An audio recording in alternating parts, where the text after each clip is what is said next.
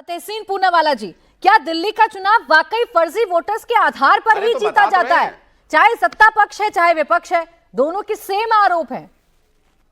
अच्छा जी, अव्वल तो आपको, सभी दर्शकों को, सभी फेलो पैनलिस्ट को, अनुराग भाई को, अग्निवेश भाई को और प्रदीप भाई को नववर्ष की ढेर सारी शुभकामनाएं। अंग्रेजी नववर्ष की आपको भी शुभकामनाएं। Thank you. दो चीज मैं बताना चाहूंगा। अगर फर्जी वोटर्स है, मान लेते हाइपोथेटिकली, अनुराग भाई कह रहे कि प्रदीप भाई कह रहे फर्जी वोटर्स है, एक मिनट हाइपोथेटिकली मान लेते, तो क्रिमिनल एक्ट है ये तो आप भी जानते प्राची जी। तो दिल्ली पुलिस किसके नीचे आती है? वो माननीय गृह मंत्री जी काम करे। पिछले 5 साल पहले शाहीन बाग में बटन दबा रहे थे, इस वक्त वो कार्रवाई नहीं करो। कार्रवाई जैसे आपने बिल्कुल सही बताया 3-4 दिन पहले चालू होगी, उसमें भी आज दिल्ली के प्रेस कॉन्फ्रेंस में कहते कोई रोहिंग्या नहीं। लेकिन मैं आपका ध्यान आकर्षित करना चाहता हूं माननीय किरण रिजिजू जी के स्टेटमेंट में पार्लियामेंट में, इंडिया टीवी को कोट कर रहा हूं। उन्होंने स्टेटमेंट दिया है पार्लियामेंट के अंदर कि करीबन 40,000 रोहिंग्या अवैध तरीके से भारत में रहे और 80%, 2017-19 दिसंबर का स्टेटमेंट है, शायद 18 का होगा, 19 दिसंबर को इंडिया टीवी पे आया, और 80% 2014 के बाद भारत में है। अब आप बताइए 2000 से 14 के बाद, प्राची जी मेरी थोड़ी याददाश्त कमजोर है, माननीय नरेंद्र मोदी जी प्रधानमंत्री थे ना, तो अमित शाह जी, राजनाथ सिंह जी थे, तो ये सारे आ रहे फर्जी तरीके से हमारे मुल्क में वोट कर रहे, और नेशनलिस्ट सरकार है वो संजय सिंह को टारगेट करिए। अच्छा, दूसरा सवाल, आपके पास ये बीजेपी के दिल्ली अध्यक्ष के पास वोटर डेटा कहां से आया? मतलब आप उनके पत्नी का एड्रेस दिखा रहे, जो भी हो, सही हो गलत हो, आप सबूत पुलिस में दिए, आप मीडिया में दिखा रहे, ये तो डेटा चोरी हो गई,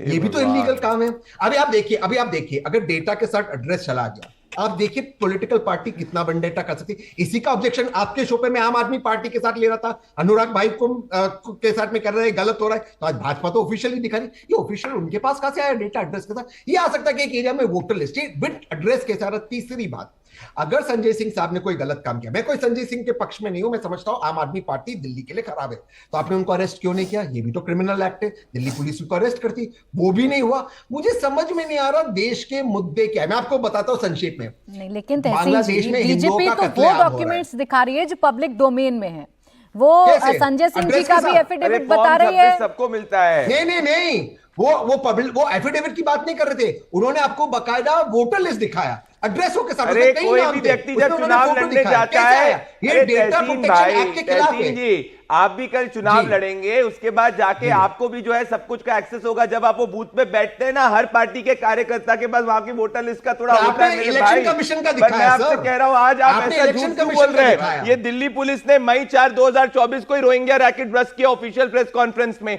आज अनुराग जी और कांग्रेस पार्टी में जुगलबंदी, मुझे लग रहा है ये अलायंस करने वाले, आम आदमी पार्टी और कांग्रेस जो अलायंस करने वाले, बोले देते हैं। तहसीन पूनावाला जी, ऐसा तो कोई स्कोप मुझे लगता नहीं है संदीप दीक्षित साहब को सुनकर।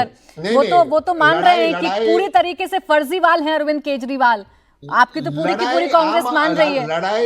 लड़ाई दिल्ली में भाजपा वर्सेस कांग्रेस है, आम आदमी पार्टी रेस में नहीं है। लेकिन जो प्रिंसिपल मुद्दा है उस पर आपको देखना चाहिए। एक लास्ट चीज, अभी प्रदीप भाई ने कहा सीए के खिलाफ तहसीन है, बिल्कुल है, तहसीन का स्टैंड क्या है सुप्रीम कोर्ट में? 31 दिसंबर 2014 का डेडलाइन क्यों रखा आपने? ये कौन से बाबू ने 31 दिसंबर 2014 का डेट सोचा? ये क्या होता? 31 दिसंबर 2014 का तालिबान अफगानिस्तान में तहसीन जी, दिल्ली में हो रही कार्रवाई को हम चुनावों से जोड़ सकते हैं, लेकिन ऐसी ही ड्राइव महाराष्ट्र में भी चल रही है। वहां भी अवैध रोहिंग्याओं को या अवैध तरीके से रह रहे लोगों को पकड़ा जा रहा है, उनको डिपोर्ट किया जा रहा है। तो वहां तो चुनाव है नहीं, चुनाव अभी खत्म हुए, अभी भाजपा की सरकार बनी। लेकिन इसमें बीजेपी के अध्यक्ष जी ने आपको कहा कि सारे आसाम और वेस्ट बंगाल से है, तो आसाम में किसकी सरकार है 10 साल से? पकड़ रहे हैं तहसीन भाई, आज ही 8 लोगों को पकड़ा गया है। आप ना आज थोड़ा सा कम पढ़ रहे हैं, मैं आपको लिंक भेज रहा हूं इंडिया टीवी की। आप कांग्रेस और आम आदमी पार्टी के अलायंस कराने में व्यस्त है। आप कांग्रेस और आम आदमी पार्टी के अलायंस कराने में व्यस्त है, इसलिए नहीं देख पा रहे हैं। 10 साल के बाद 8 नहीं, हर दिन पकड़े जा रहे हैं। आप एनआरसी सपोर्ट कर दीजिए, परमानेंट सोल्यूशन कर देंगे। अच्छा अवनी जी, श्रावस्ती जी, यहाँ पे पार्टी कोई भी हो सर, मुझे ये मुद्दा समझना है। अभी तक विपक्ष आरोप लगाए, सत्ता पक्ष आरोप लगाए, कोई एक आरोप लगाता तो समझ में आता। दोनों के बिल्कुल सेम आरोप हैं। सेंटर में चुनाव आयोग है, दोनों ये कह रहे हैं कि फर्जी वोटर्स के आधार पर जो दिल्ली का चुनाव है वो जीतने की कोशिश की जाती है। क्या वाकई ऐसा है?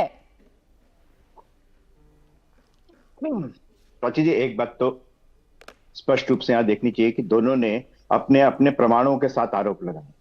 अगर लोकसभा चुनाव 2014 और दिल्ली विधानसभा का चुनाव 2015 के बीच में अगर 13-14 लाख वोटर बढ़े हैं तो इसकी जांच होनी चाहिए। ये तो शक की सुई बनती है। ऐसे ही 2019 में भी है।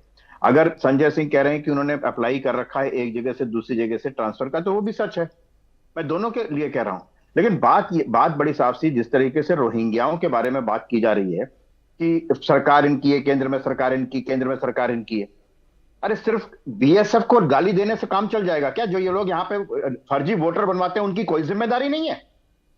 उनको आप फ्री स्कॉट छोड़ रहे हैं उनको? क्यों फर्जी वोटर बनवाते हैं, फर्जी आधार कार्ड बनवाते हैं? जो लोग इन्वॉल्व हैं उनकी गलती कोई नहीं है। मजाल है आर्म फोर्सेस को, बीएसएफ को, पैरामिलिट्री फोर्सेस को गाली देना बड़ा आसान हो गया है, बड़ा सरल हो गया है। फोर्सेस को गाली दे दो, सैनिकों को गाली दे दो कि वहां से कैसे आ जाते हैं। अरे नदी के सहारे आते हैं, जंगलों के सहारे आते हैं। अभी अमित शाह जी ने कहा कि इतनी लंबी बॉर्डर है, उसमें हो गया है काफी कुछ हद तक फेंसिंग हो गई है, कुछ शायद 10% या 20% रह गई है, वहां भी कोशिशें चल रही हैं, वो भी फेंसिंग हो जाएगी। लेकिन इसका मतलब ये कि अगर वहां से कोई आ गया, कैसे आया जी? असम में तो सरकार उनकी है। अरे किसने बनवाया दिल्ली में वोटर कार्ड? उसकी जिम्मेदारी है कि नहीं? वो आपराधिक गतिविधि में संलिप्त है कि नहीं? वो गैर कानूनी काम कर रहा है, किसी का भी एड्रेस अगर वेरीफाई कर रहा है तो इस बात पे कोई बात नहीं करता। सिर्फ सैनिकों को गाली दे दो, बीएसएफ को गाली दे दो, आर्म फोर्सेस को गाली दे दो कि वो क्या कर रहे हैं। प्राची जी, जहां तक की बात है वोटर लिस्ट की, अभी तो कुछ नहीं बिगड़ा है ना, अभी तो चुनाव की घोषणा भी नहीं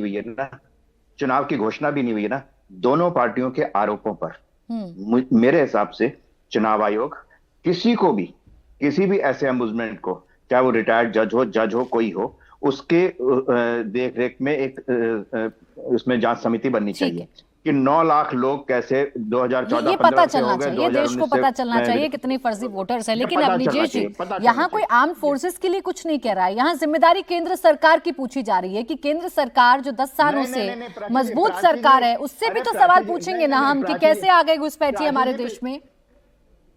प्राची जी, आप एक बात बताइए, आप जहां जब भी इस बहस की बात करेंगे, बीएसएफ पैसा लेकर रिश्वत खा के उनको घुसने देती है। सैकड़ों आप जाकर यूट्यूब पे जाइए, गूगल पे जाइए, आपको इन सबके तमाम मिल जाएंगे, सबके स्टेटमेंट मिल जाएंगे बीएसएफ के बारे में कि बॉर्डर सिक्योरिटी फोर्स है, बॉर्डर तो वो सिक्योरिटी करता है, वो क्या कर रही है।